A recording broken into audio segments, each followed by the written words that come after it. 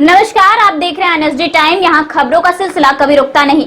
मैं शिवानी शाह हाजिर हूँ आपके सामने आज की इस खबर के साथ। बलिया के गढ़वाल रोड स्थित लिटिल जीनियस पब्लिक स्कूल में आज बच्चों के साथ स्कूल के डायरेक्टर आफ्ताब आलम ने ईद का त्योहार मनाया। इस दौरान उन्होंने कहा कि हमारे यहाँ प्ले ग्रुप से लेकर क्लास 5वीं तक के बच्चों की पढ़ाई आधुनिक टेक्नोलॉजी के साथ दी जाती है। मेरा शुरू से ही शिक्षा में काफी रुचि रहा है और मैं ये चाहता हूँ कि शिक्षा को और आगे बढ़ाने का काम किया जाए। उन्होंने कहा कि मैं अपने शिक्षक शिक्षिकाओं का भी बहुत आभारी हूँ जिन्होंने बहुत मेहनत के साथ बच्चों को पढ़ाने का काम किया है। आइए देखते हैं बलिया से हमारे संवाददाता डी प्रसाद की रिपोर्ट। सबसे पहले आपका परिचय जानना चाहेंगे हम। मैं आफ्ताब आलम लिटिल जीनियस पब्लिक स्कूल का डायरेक्टर और मैं एक छोटा सा स्कूल चलाता हूं जिसमें प्ले क्लास से बच्चों को लेकर क्लास 5 तक के बच्चों की एडवांस टेक्नोलॉजी के थ्रू पढ़ाई की जाती है। अवतार जी, देखा जाए तब युवा साथी हैं, चूँकि आपके मन में वो सवाल कब बना कि सब लोग पढ़ लिख करके नौकरी की तरफ से जाते हैं। आप एक ऐसा चीज़ तो पूरे अपनी गृह जनपद बलिया में मेन सिटी में आप एक समाज सेवा करने के मन में था, आपके मन में कब सवाल आया कि नहीं कि विद्यालय खोल करके क्षेत्र की सेवा की जाए? सर देखिए, मैंने जो है एजुकेशन जो भी मेरा था, मेरा शुरू से ज़्यादा इंटरेस्ट एजुकेशन लाइन में रहा और मैंने पढ़ाई दिल्ली जाके मैंने सॉफ्टवेयर इंजीनियरिंग जब मैं कर रहा था तो वहाँ मैंने देखा बच्चों को किस तरह जो है आज के माहौल के हिसाब से लोग ट्रेंड कर रहे हैं और हमारे यहाँ जो बच्चों को पढ़ाया जाता है, बताया जाता है, जो कल्चर दिया जाता है, जो सोसाइटी दी जाती है, सारी चीज़ें हम यूज़ करते हैं। अप्रैल के महीने चलने ओपनिंग का समय है। ग्रामीण क्षेत्रीय और चूँकि कस्बे क्षेत्रीय सभी क्षेत्रीय लोगों से, नगर के लोगों से आपकी अपील क्या होगी? देखिए, हमारे नगर के क्षेत्रों के लोगों से और सभी लोगों से अपील क्या है, रिक्वेस्ट है कि आप अपने बच्चों के 3 साल लगभग 2.5 साल 3 साल के इतना बैक होने के बाद आप अपने बच्चों की पढ़ाई पे, एजुकेशन पे ध्यान दें, खुद मेहनत करें, बच्चों के साथ लगे। बच्चे बहुत बैक हो गए हैं और कोशिश ये करें कि किसी भी संस्थान में, किसी भी कहीं भी आप बच्चों को भी तो वहाँ भीड़ देख के ना जाएं, क्वालिटी को देख के जाएं। बच्चों पे आपको कितना ध्यान दिया जा रहा है, क्या एजुकेशन पॉलिसी। स्कूल एक आपका जो है साथ, जब तक आप स्कूल के साथ नहीं खड़े रहेंगे, कदम से कदम मिला के स्कूल के साथ नहीं चलेंगे, तब तक बच्चों का प्रोग्रेस पॉसिबल नहीं है। आप इस वक्त ऐसा समय है कि आप स्कूल के साथ हर एक चीज़ को समझ के मैनेजमेंट से बात करके बच्चे की क्या प्रॉब्लम आ रही है, क्या चीज़ें आ रही हैं, वो आप स्कूल पे समय दें। गार्जियन टीचर्स जो करते हैं, तब मुझे ये महसूस हुआ कि हमें अपने जनपद, अपने शहर में भी कुछ इस तरह का एटमॉस्फेयर, माहौल दिया जाए कि बच्चे जब यहाँ से बाहर को निकले तो अपने आप को ये महसूस ना करें कि हमने इतनी पढ़ाई करने के बाद भी हमारे पास कुछ नहीं, उस माहौल में वो एडजस्ट है। इस वजह से मेरे अंदर ये शौक जगा कि मैं छोटे बच्चे से ही, प्ले ग्रुप से ही बच्चों को ऐसी ट्रेनिंग दूं, एक ऐसा माहौल बनाऊं कि आने वाले समय के लिए बच्चे अच्छे स्कूल में जाएं, अच्छी क्वालिफिकेशन लें, अच्छा रैंक ले आएँ। यही मेरा एक सपना था, उसी के चलते हमने ये जो है स्टार्ट किया। ये चीज़ जानना चाहेंगे आप कि जब इस पद पे बैठे हुए हैं, विद्यालय के संचालन कर रहे हैं एक गार्जियन के रूप में, तो बच्चों को पढ़ा के कैसा महसूस अपने आप को करते हैं? बहुत खुशी, बहुत आनंद और इतना अच्छा लगता है। एक तो पहले ये लगता है कि बच्चों के साथ जो है हंसिए खेलिए, एक वक्त कैसे बहुत परेशानियां उठाई, टीचर्स से लेके, स्टूडेंट से लेके, इवन गार्जियन तक भी। लेकिन एक वो कोरोना काल था, आया, परेशानियां हुई, उस परेशानियों से हम सब लोग मिल के लड़ाई लड़े, निकले। लेकिन समस्या ये हुई कि जिससे बच्चों की पढ़ाई बहुत नुकसान हुआ। एक अल्टरनेट ऑनलाइन की व्यवस्था की गई लेकिन वो बहुत कारगर नहीं रही। उसमें बहुत सारे पॉजिटिव चीज़ें आई तो बहुत सारी नेगेटिव चीज़ें भी आई, लेकिन हम उस चीज़ों से बहुत मुश्किल से निकले उभरे। हमने बहुत इस दौरान स्कूल में जितने टीचर्स थे, प्राइवेट टीचर्स थे, उन्होंने बहुत ही मेहनत किया, लेकिन कहीं ना कहीं इनकी तरफ जो है लोगों ने ध्यान नहीं दिया। जो प्राइवेट सेक्टर के टीचर हैं, जो स्कूलों में पढ़ाते हैं बच्चों को, वो बहुत ज़्यादा परेशान हुए, बहुत ज़्यादा। आज के समय में भी मुझे ये लगता है कि जो हमने 3 साल इस कोरोना में हमने बिताया, इससे उभरने के लिए कम से कम 3 साल लोगों को लगेंगे। अगर ये सामान्य रूप से चलता रहा तो, भगवान ना करे कभी फिर ऐसी परिस्थिति आए, लेकिन अगर ये परिस्थिति अगर ऐसी आ जाए बहुत पीछे चला जाएगा। हमारी यही कोशिश रहेगी और सरकार से, गवर्नमेंट से जो भी जो है इसमें जो है सहयोग दे सकता है वो करे। बच्चों का एजुकेशन, बच्चे हमारे भविष्य हैं, जब पढ़ाई उनकी एजुकेशन अच्छी होगी तो ही हमारे देश हमारे समाज के लिए वो अच्छा कर पाएंगे। तो इसको कम से कम सारी चीज़ों के साथ मेरा रिक्वेस्ट है इस गवर्नमेंट से, सरकार से, या जो भी पदाधिकारी हैं उनसे कि मेहरबानी रिक्वेस्ट ये समझिए कि शिक्षा पे ध्यान दें, बच्चे को पढ़ाई कंटिन्यू अच्छी तरह से चले। जी, पठन पाठन के हिसाब से आज आधुनिक भारत में आपके विद्यालयों में बच्चों के लिए क्या क्या व्यवस्थाओं से लैस है? देखिए हमारे यहाँ विद्यालय में सर इतनी खुशी मिलती है बच्चों के साथ टाइम एक्सपेंड करने में, उनको सिखाने में, उनको बताने में। देखिए ज्ञान जो होती है वो बांटने से बढ़ता है, कम नहीं होता है। हमें ये चाहिए कि बच्चों को कितनी अच्छी चीज़ें सिखाया जाए, डिसिप्लिन सिखाया जाए। हमें बहुत अच्छा लगता है जब बच्चे डिसिप्लिन के थ्रू हमारे पास आते हैं, बात करते हैं, दूसरे का रिस्पेक्ट करते हैं, बहुत खुशी मिलती है और सभी को मिलती है। गार्जियन भी कहीं अपने बच्चों को ले जाता है, बच्चा कायदे से बोलता है, ढंग से बात करता है, तो गार्जियन, तो जिस तरह गार्जियन को खुशी मिलती है उससे कहीं ज़्यादा मुझे खुशी मिलती है। बिल्कुल। कोरोना काल में विद्यालयों में पूरा देश में जब संकट पड़ा हुआ था पूरे देश में, तो विद्यालय परिवार बहुत सहयोग किया।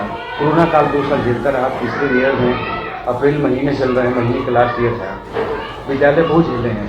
सरकार का थोड़ा भी ध्यान नहीं। सर इस पर क्या कुछ कहना चाहेंगे? देखिए कोरोना काल में बच्चे की पढ़ाई पे ध्यान दें, उसकी प्रॉब्लम क्या है उसके सोल्यूशन निकालें। 1 से 2 तारीख में पूरे देश भर में ईद का त्यौहार बड़ी धूमधाम से पूरा मनाया जाएगा, देश मनाएगा। इस योज में सभी क्षेत्रवासियों, नगरवासियों को, जनपदवासियों को संदेश आपके द्वारा क्या होगा? ईद के मौके पे मैं सभी देशवासियों को ईद की हार्दिक शुभकामनाएं देता हूं और ये उम्मीद रखता हूं कि इस बार का ईद और अच्छे उत्साह के साथ मनाया जाए और मनाया जाएगा और इसमें सभी लोग सम्मिलित हों, एक दूसरे से गले लगे, प्यार दे। प्यार, ईद त्योहार ही लोगों को प्यार बांटने का है। प्यार बांटे, प्यार दे, एक दूसरे को समझे, एक दूसरे की फीलिंग को समझे, एक दूसरे की जो है मदद करें और सबके साथ, सबके विकास, सबके साथ खड़े रहें। जी, NST टाइम से बात करने के लिए बहुत बहुत धन्यवाद। धन्यवाद। क्या नाम है तुम्हारा? सब लोगों को हाथ में से पकड़ रहे हैं। वो क्या है? क्या नाम है तुम्हारा? बताओ। इधर क्या नाम है तुम्हारा? किस क्लास में हो? क्या बनाई हो? ईद मनाओगी ना? कितने तारीख ईद है? कुछ याद है? कब ईद है? ईद कब मनाया जाता? कब मनाओगी? क्या नाम है बाबू? क्या नाम है? क्या बनाए हो? ईद बोल नहीं पा रहे हो। तुम बताओ क्या बनाई हो? तो तेज बोलो, खाई नहीं होगा, तेज बोलो। ईद मुबारक। कब मनाया जा रहा है ईद? कब मना रही ईद? कुछ पता है? कब ईद मनाया जाएगा? कब ईद मनाओगे तुम? कुछ याद है तुमको? नहीं ना? तुम बाबू, तुम बताओ ईद कब मनाओगे? ईद के दिन? कब ईद है? कुछ पता है?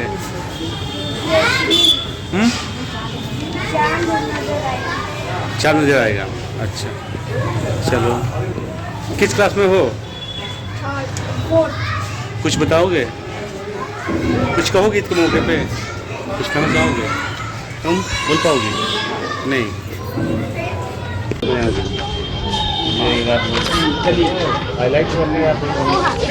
ऐसा है ना, बच्चों को अंदर करिए, कुछ बच्चों को भीड़ ठीक है ना? चलो तो आप लोग अंदर चलो। क्या नाम आपके विद्यालय का? Little genius public school. Little genius public school. नमस्कार।